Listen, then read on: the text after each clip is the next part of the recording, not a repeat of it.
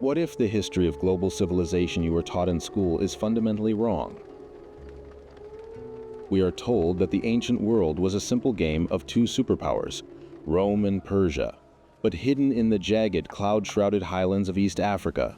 A third titan was quietly dominating the global supply chain, minting its own pure gold currency and dictating trade terms from the Mediterranean to the borders of China.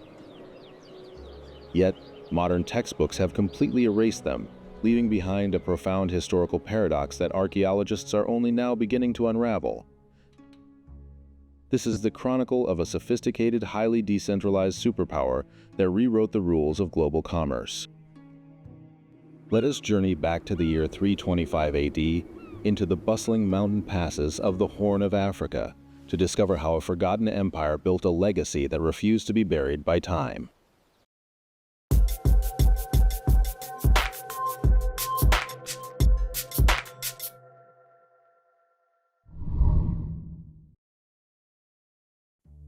When we picture the great empires of the ancient world, we imagine the same map.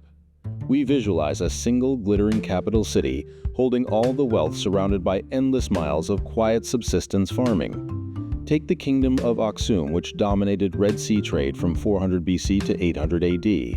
The traditional view of this empire focuses almost entirely on its central capital, marked by these massive towering stone stelae reaching into the sky. Beyond that capital, the surrounding Ethiopian highlands with their steep sandstone plateaus and deep river valleys were assumed by historians to be largely empty. The consensus was that authorities abandoned these rugged regions to a scattering of minor rural hamlets. This Eurocentric consensus was built on a fundamental misunderstanding of African political systems. Scholars assumed that because Axum lacked a hyper-centralized administrative sprawl like Imperial Rome, the vast hinterlands of the Tigray region were primitive and disconnected, but they mistook decentralization for weakness. In reality, the Aksumite sovereigns engineered a highly sophisticated provincial system that distributed economic and political power along strategic geographic corridors. Instead of centralizing all production in a single metropolitan core, they established wealthy, semi-autonomous hubs that managed local logistics, agricultural surplus, and trade security. This regional layout served as the empire's resilient economic backbone, insulating it from the political shocks and famines that frequently crippled other ancient superpowers. To find the physical proof of this distributed model, archaeologists had to look past the royal tombs of the capital and dig directly into the living soil of the periphery. In 2009, locals directed archaeologists to a 25-meter high hill near the modern village of Adagaru. Beneath the soil, excavators found Beta Samati, a sprawling 20-hectare ancient settlement that had been hiding in plain sight. The discovery means that instead of a few scattered huts, we're looking at a densely populated hub of stone architecture and industry. It suggests the empire's administrative engine didn't stop at the city limits. It was operating at full capacity out on the periphery. What made the discovery of Beta Samati so revolutionary was its sheer uninterrupted longevity. This was not a temporary frontier settlement or a short-lived military outpost. The archaeological layers reveal that Beta Samati was a vibrant, continuously occupied urban center for over 900 years. It stood as a permanent monument to local engineering and governance. To truly appreciate how this mountain city sustained itself without depending on constant imperial bailouts, we have to examine the daily, practical mechanics of its local leadership. This was an elite class of highly educated civil servants who operated with immense regional autonomy, masterfully managing both the raw agricultural potential of the highlands and the complex social structures of a rapidly expanding population. To see how this worked in practice, we have to look through the eyes of a local Axumite administrative officer stationed in Beta Samati. Their daily job was managing the survival and output of a heavily populated town. The foundation of that survival was farming. This region relies on a strict bimodal rainfall pattern. An officer would oversee preparations for long, arid, dry seasons, waiting for sudden bursts of intense rain to rapidly grow and harvest the crops. Capturing and storing this unpredictable monsoonal rainfall required a masterpiece of water management and civic coordination.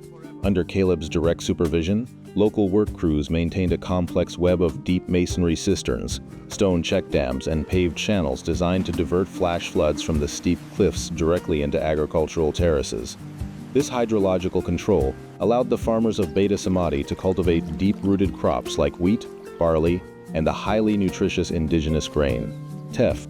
By securing a reliable food supply, the regional administration insulated the town from the devastating drought cycles that regularly paralyzed other parts of the ancient world, laying a permanent foundation for both local industrial development and high-stakes international trade.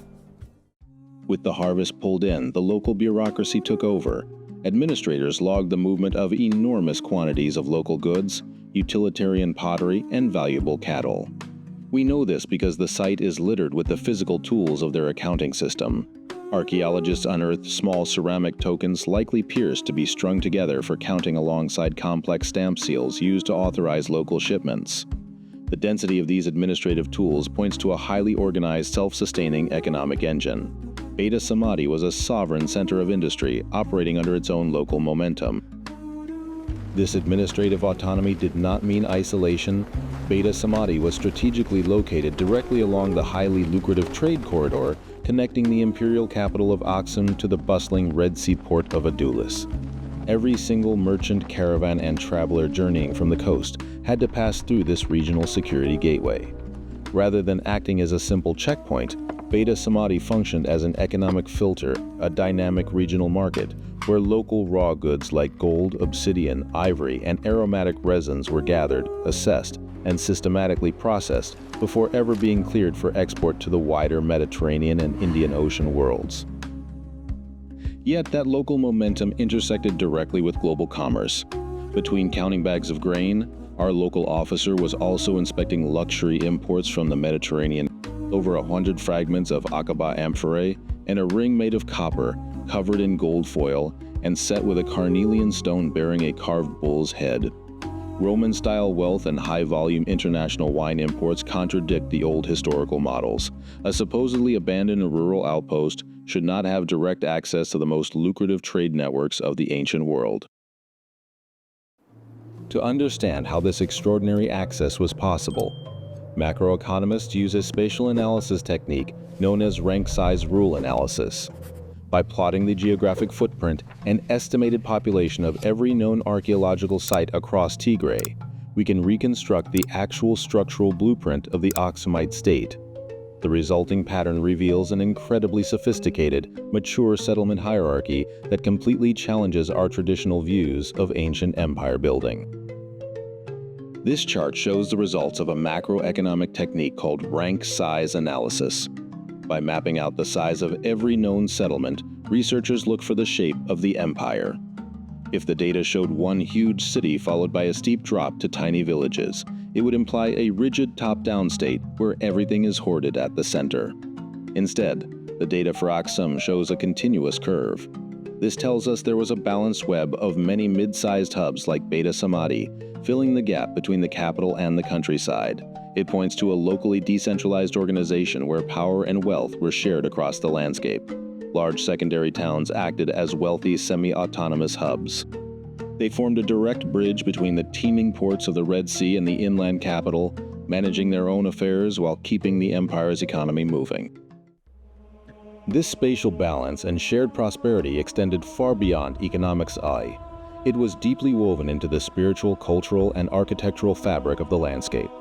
The regional elites did not just build storehouses and workshops. They erected monumental civic structures that rivaled the finest works of the capital. This high-status engineering is beautifully captured in the central public square of Beta Samati, where archaeologists uncovered the majestic ruins of a grand basilica that serves as a physical testament to a society navigating a profound historic transition. At the heart of the settlement, archaeologists uncovered an 18-meter-long stone-built basilica.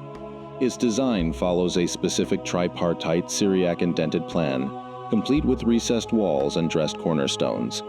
Engineering of this caliber shows that advanced architectural planning thrived far outside the capital limits.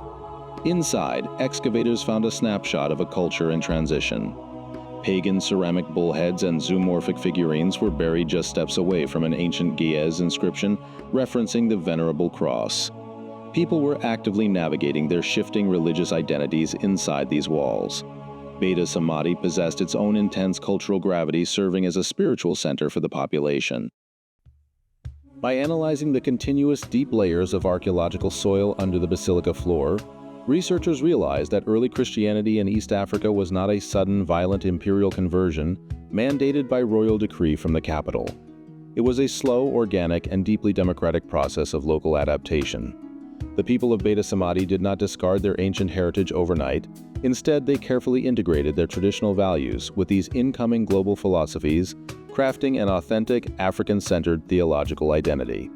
This enduring cultural strength and local resilience explain why the legacy of Axum survived for centuries after its trade networks finally dissolved. 1,000 years of African history becomes much clearer when we look past the stelae. The wealth, stability, and reach of the Aksumite Empire were never hoarded inside a single isolated city.